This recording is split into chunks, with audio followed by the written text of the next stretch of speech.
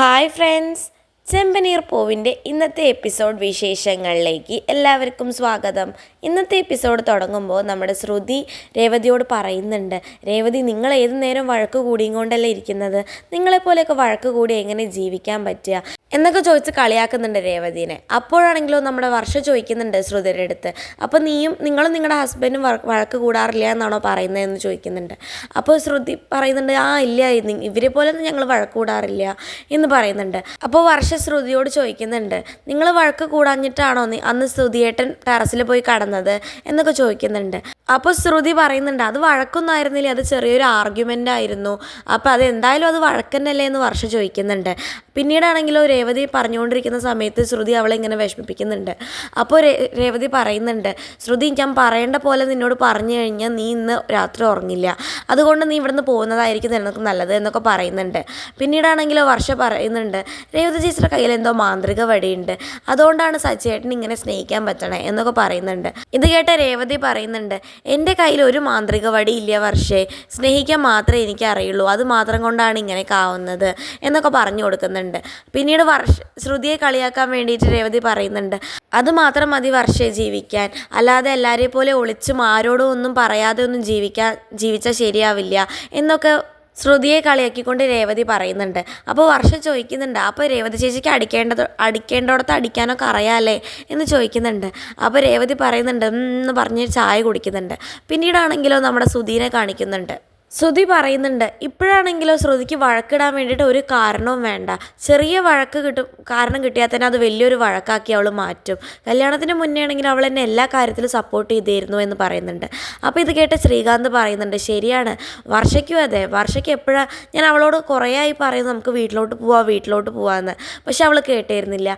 ഇന്ന് അവൾ വന്നിട്ട് പറയുന്നു എൻ്റെ അടുത്ത് വീട്ടിലോട്ട് പോവാമെന്ന്, ഇവരുടെ ഒന്നും മനസ്സ് വായിക്കാനേ പറ്റില്ല എന്നൊക്കെ ശ്രീകാന്ത് പറയുന്നുണ്ട്. അപ്പോൾ എന്നിട്ട് സച്ചിയോട് ചോദിക്കുന്നുണ്ട് ശ്രീകാന്ത്, സച്ചേട്ടനെ രേവതി ചേച്ചി വഴക്കൊന്നും പറയാറില്ലേ എന്ന് ചോദിക്കുന്നുണ്ട്. പിന്നെ നല്ല വഴക്ക് പറയാറുണ്ട്, നീ പറഞ്ഞത് ശരിയാ, അവരുടെ മനസ്സ് വായിക്കാൻ പറ്റില്ല എന്നൊക്കെ പറയുന്നുണ്ട്. അപ്പോഴാണെങ്കിലോ ശ്രീകാന്ത് പറയുന്നുണ്ട്, കല്യാണത്തിന് മുന്നേ ഇങ്ങനെയൊന്നും ആയിരുന്നില്ല, ഇപ്പോഴാണ് ഇങ്ങനെയൊക്കെ, ഈ അടിയും വഴക്കും ഒന്നും ഇല്ലാത്തൊരു ജീവിതം ഉണ്ടാവുകയില്ല അല്ലേ എന്ന് പറയുന്നുണ്ട്. അപ്പോൾ ഇത് കേട്ട സച്ചി പറയുന്നുണ്ട്, ഒരിക്കലും ഇല്ല, അങ്ങനെ ആരും ജീവിച്ചിട്ടുമില്ല, എല്ലാ ജീവിതത്തിലും അടിയും വഴക്കും ഒക്കെ ഉണ്ടാവും എന്ന് പറയുന്നുണ്ട്. അപ്പോഴാണെങ്കിലും നമ്മുടെ വർഷ വിളിക്കുന്നുണ്ട് ശ്രീകാന്തിനെ പറയുന്നുണ്ട്, ശ്രീകാന്തെ നീ എവിടെ, നീ എത്ര നേരമായി പോയിട്ട്, എനിക്ക് ഉറക്കം വരണം, നീ വേണമെങ്കിൽ വന്ന് കടന്നോ എന്നൊക്കെ പറയുന്നുണ്ട്. ഇത് കേട്ട് ശ്രീകാന്ത് വേഗം ഓടുന്നുണ്ട് ടെറസിൽ നിന്ന് പേടിച്ചിട്ട്. അത് കണ്ട് എല്ലാവരും ചിരിക്കുന്നുണ്ട്. അപ്പോൾ പിന്നെ ശ്രുതി പറയുന്നുണ്ട്, നമ്മൾ ഈ ഭാര്യക്കന്മാർ പേടിക്കാനൊന്നും പാടില്ല എന്നൊക്കെ പറയുന്നുണ്ട് ശ്രുതി. അപ്പോഴാണെങ്കിലോ ശ്രുതിക്ക് ഒരു കോള് വരുന്നുണ്ട്. അപ്പോൾ ശ്രുതി പറയുന്നുണ്ട്, ആരാണ് ഈ രാത്രി എന്നെ വിളിക്കുന്നത് എന്നൊക്കെ നോക്കിയിട്ട് ഫോൺ എടുക്കുന്ന സമയത്ത് ശ്രുതിയാണ് വിളിക്കുന്നത് എന്ന് കാണുമ്പോൾ തന്നെ പേടിയാവുന്നുണ്ട് ശ്രുതിക്ക്. അപ്പോഴാണെങ്കിൽ അയ്യോ ശ്രുതിയാണല്ലോ എന്ന് പറഞ്ഞ് അവൻ ഫോൺ എടുക്കുന്നുണ്ട്, എന്നിട്ട് സംസാരിക്കുന്നുണ്ട്. അപ്പോൾ ശ്രുതി ചോദിക്കുന്നുണ്ട്, ശ്രുതി എവിടെ, ശ്രുതി എന്താ അവിടെ കടന്ന് ഉറങ്ങിയോ എന്ന് ചോദിക്കുന്നുണ്ട്. അപ്പോൾ ശ്രുതി പറയുന്നുണ്ട്, ഇല്ല, ഞാൻ ഇവിടെ എല്ലാവരും കൂടിയിട്ട് സംസാരിക്കുകയാണ്. അപ്പോൾ ശ്രുതി ചോദിക്കുന്നുണ്ട്, സച്ചിയായിട്ട് ശ്രുതിക്ക് എന്താ ഇത്ര സംസാരിക്കാനല്ലേ, വേഗം ഇങ്ങോട്ട് വായോ എന്ന് പറഞ്ഞ് വിളിക്കുന്നുണ്ട്. ദാ വരുന്നു ശ്രുതി എന്ന് പറഞ്ഞ് ഫോൺ കിട്ടിയത് ശ്രുതി അവിടെ നിന്ന് ഓടുന്നുണ്ട്. അപ്പോൾ സച്ചി ചോദിക്കുന്നുണ്ട്, ഡാ നീ എന്തിനാ ഓടണേ, നീ നിൽക്കണം, നീയല്ലേ പറഞ്ഞ ഭാര്യയെ പേടിക്കാൻ പാടില്ല എന്നൊക്കെ, എന്നിട്ട് നീ എന്തിനാ ഓടണേ എന്ന് ചോദിക്കുന്നുണ്ട്. അപ്പോൾ ശ്രുതി പറയുന്നുണ്ട്, നിനക്കെന്താ, ഞങ്ങൾ തമ്മിൽ വഴക്കിടണത് നിനക്ക് കാണണോ എന്ന് ചോദിച്ചാൽ ശ്രുതി അവിടെ നിന്ന് ഓടുന്നുണ്ട്. ശ്രീകാന്തും ശ്രുതിയും പോയതിന് ശേഷം സച്ചി അവിടെ നിന്ന് ആലോചിക്കുന്നുണ്ട്, രണ്ടുപേരെ അവരവരുടെ ഭാര്യമാർ വിളിച്ച് കൊണ്ടുപോയല്ലോ, എനിക്കും ഉണ്ടോ ഒരു ഭാര്യ, അവൾക്ക് എന്നെ വേണ്ടേന്നാവോ, അത് ചോദിച്ചേ അടങ്ങൂ എന്ന് പറഞ്ഞിട്ട് സച്ചി രേവതിയെ വിളിക്കുന്നുണ്ട്. എന്നിട്ട് രേവതിയോട് ചോദിക്കുന്നുണ്ട്, രേവതി നീ എന്താ ഇത്ര നേരമായിട്ട് എന്നെ വിളിക്കാത്തത്, നിനക്കെന്താ എന്നെ വേണ്ടേ? അപ്പോൾ രേവതി ചോദിക്കുന്നുണ്ട്, സച്ചിയായിട്ട് ടെറസിലല്ലേ നിൽക്കുന്നത്, അവിടെ നിന്ന് എന്തിനാ എന്നെ ഫോൺ ചെയ്യുന്നത്? അപ്പോൾ സച്ചി പറയുന്നുണ്ട്, നീ ചോദിച്ചതിന് പറ, നീ എന്താ ഇത്ര നേരമായിട്ട് എന്നെ വിളിക്കാത്തത് എന്ന് ചോദിക്കുന്നുണ്ട്. അപ്പോൾ രേവതി ചോദിക്കുന്നുണ്ട്, ഞാനിങ്ങനെ സച്ചിയേട്ടനെ വിളിക്കേണ്ട ആവശ്യം, നമ്മൾ രണ്ടുപേരും ഒരു വീട്ടിലല്ലേ താമസിക്കണേ. അപ്പോൾ സച്ചി പറയുന്നുണ്ട്, എൻ്റെ കൂടെയുള്ള 2 ഓട്ടക്കാരി അവരുടെ ഭാര്യമാർ വിളിച്ചു, അതുപോലെ നിനക്ക് വിളിച്ചാൽ എന്താ, ഞാനിവിടെ ഭാര്യ ഇല്ലാത്തവനെ പോലെ നിൽക്കുന്നുണ്ട്, നീ എന്താ എന്നെ എത്ര നേരമായിട്ട് വിളിക്കാത്തത് എന്ന് പറയുന്നുണ്ട്. അപ്പോൾ ഇത് കേട്ട രേവതി പറയുന്നുണ്ട്, അവരെ ഉറങ്ങാനാവും വിളിച്ചിട്ടുണ്ടാവുക, സച്ചിയേട്ടൻ ഉറങ്ങാനല്ലേ ടെറസിലോട്ട് പോയത്, പിന്നെ ഞാനെന്തിനാ വിളിക്കേണ്ട ആവശ്യം എന്ന് ചോദിക്കുന്നുണ്ട്.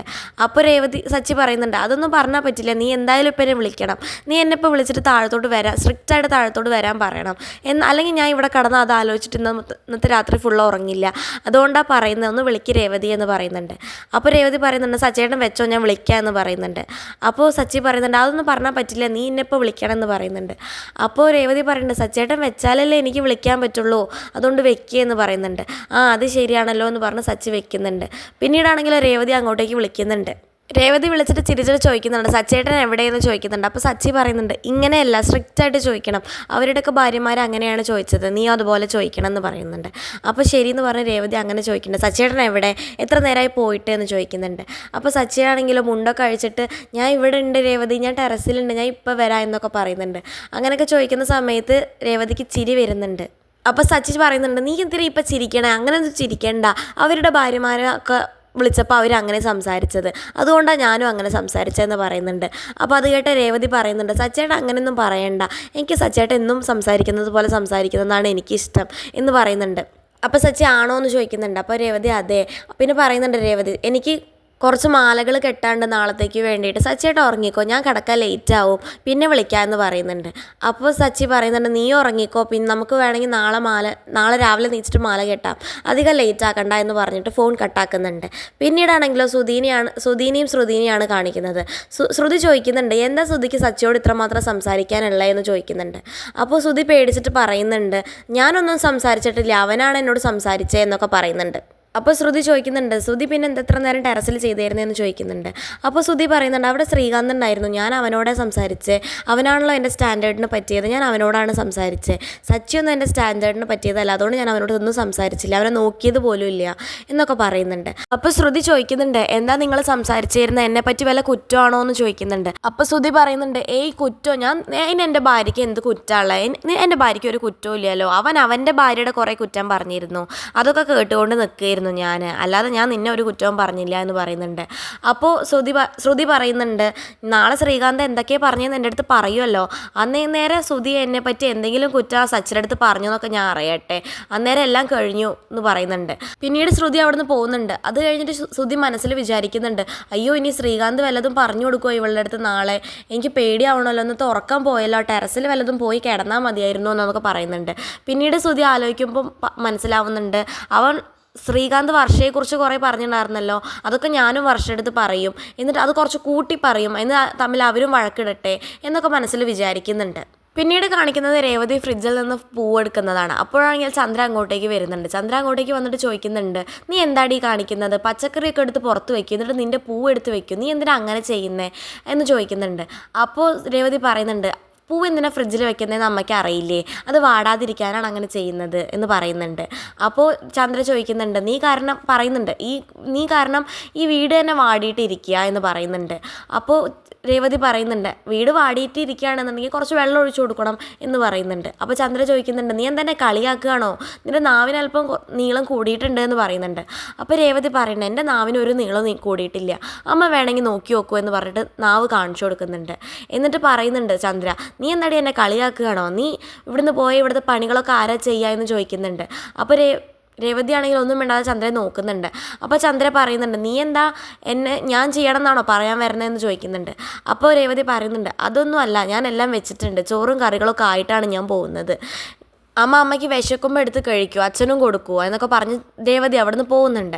എന്നിട്ട് ചന്ദ്ര പറയുന്നുണ്ട്, ഇവളെന്നെ കളിയാക്കുകയാണ്, കൊച്ചു കുട്ടികളുടെ അടുത്ത് പറഞ്ഞു കൊടുക്കുന്നത് പോലെയാണ് എനിക്ക് പറഞ്ഞു കൊടുക്കുന്നത്, ഞാനെന്താ ഒരു പണിയും ചെയ്യാത്ത കൊച്ചു കുട്ടിയെന്നാണ് അവളുടെ വിചാരം, പൂ കെട്ടി സമ്പാദിക്കുന്നതിൻ്റെ അഹങ്കാരമാണ് അവൾക്ക്, ആ അഹങ്കാരം ഞാൻ നിർത്തി കൊടുക്കാം എന്നൊക്കെ മനസ്സിൽ വിചാരിക്കുന്നുണ്ട്. പിന്നീടാണെങ്കിലോ അങ്ങോട്ടേക്ക് മഹിമ വരുന്നുണ്ട്. മഹിമ വരുന്ന സമയത്ത് വാ മഹിമയെ കയറി ഇരിക്കുക എന്നൊക്കെ പറയുന്നുണ്ട്. എന്നിട്ട് ശ്രുതിയെ വിളിച്ചിട്ട് പറയുന്നുണ്ട്, ശ്രുതി ഇവിടെ രേവതി ഇല്ല, നീ ഒരു ചായ ഇട്ടേ എന്ന് പറയുന്നുണ്ട്. ശ്രുതിയാണെങ്കിൽ ദേഷ്യം വന്നിട്ട് ചായ ഇടാൻ പോകുന്നുണ്ട്. പിന്നീടാണെങ്കിൽ മഹിമയോട് പറയുന്നുണ്ട് ചന്ദ്ര, വർഷി ശ്രീകാന്ത് ഒരിക്കലും ഇങ്ങോട്ടേക്ക് വരില്ല എന്നാണ് ഞാൻ കരുതിയത്, അവർ വന്നല്ലോ, എനിക്ക് സമാധാനമായി എന്ന് പറയുന്നുണ്ട്. അപ്പോൾ ഇത് കേട്ട മഹിമ പറയുന്നുണ്ട്, വർഷം ഒരിക്കലും ഇങ്ങോട്ടേക്ക് വരണില്ല എന്ന് പറഞ്ഞ് നിന്നിരുന്നതാണ്, പക്ഷെ ഞാൻ നിർബന്ധിച്ചുകൊണ്ടാണ് അവൾ വന്നത് എന്നൊക്കെ പറയുന്നുണ്ട്. അതേയോ എന്ന് ചന്ദ്രമതി പറയുന്നുണ്ട്.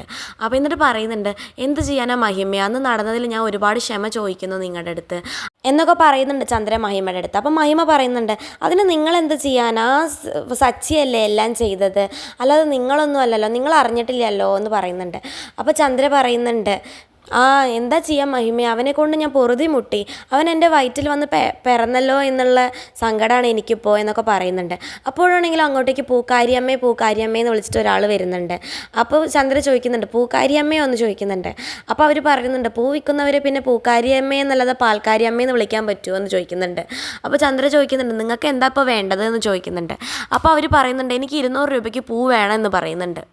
അപ്പോൾ ചന്ദ്ര പറയുന്നുണ്ട് രേവതി അതിന് ഇവിടെ ഇല്ല, രേവതി കടയിലോട്ട് പോയിരിക്കുകയാണ്, നീ അവരോട് പോയി ചോദിക്കുക എന്ന് പറയുന്നുണ്ട്. അപ്പോൾ അവർ പറയുന്നുണ്ട് ഞാൻ രേവതിയോട് പറഞ്ഞിരുന്നതാണ്, രേവതി ഇവിടെ ഒരു കവറിൽ എടുത്തു വെച്ചിട്ടുണ്ട്, നിങ്ങൾ പോയി എടുത്തു വന്നാൽ മാത്രം മതി, എനിക്കൊരു 3 മുഴം മുല്ലപ്പൂവാണ് വേണ്ടത്, നിങ്ങൾ പോയി എടുത്തിട്ട് വാ പൂക്കാരിയമ്മേ എന്നൊക്കെ പറയുന്നുണ്ട്.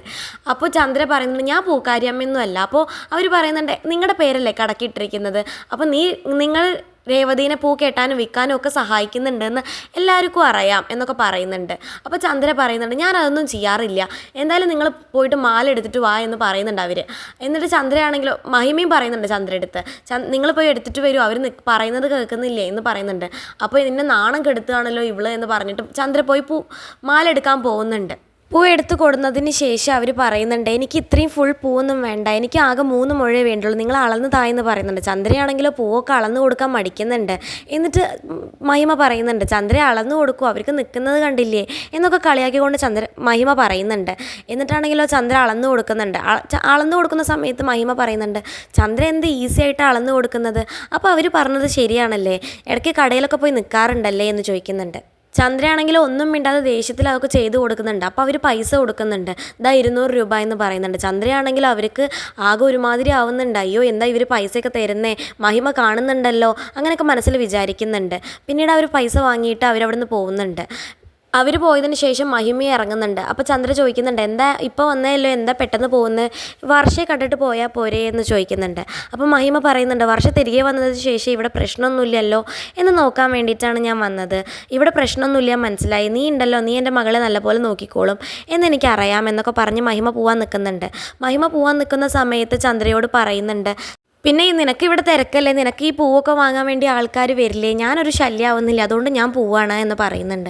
പിന്നീട് മഹിമ ഇറങ്ങാൻ നേരത്തെ ചന്ദ്രയോട് പറയുന്നുണ്ട് അല്ലെങ്കിൽ ചന്ദ്ര ബാക്കി ഇരിക്കുന്ന പൂവുണ്ടല്ലോ അത് എനിക്കൊരു 3 മുഴം തന്നോളൂ, 200 രൂപയ്ക്ക് എനിക്കും തന്നോളൂ എന്ന് പറഞ്ഞ് പൈസ നീട്ടുന്നുണ്ട് മഹിമ. അത് കാണിച്ചുകൊണ്ടാണ് ഇന്നത്തെ എപ്പിസോഡ് അവസാനിക്കുന്നത്. ഇതുപോലെയുള്ള ചെമ്പനീർ പൂ വിശേഷങ്ങൾ നിങ്ങൾക്ക് പെട്ടെന്ന് അറിയാൻ വേണ്ടി ചാനൽ സബ്സ്ക്രൈബ് ചെയ്യാൻ മറക്കരുത്.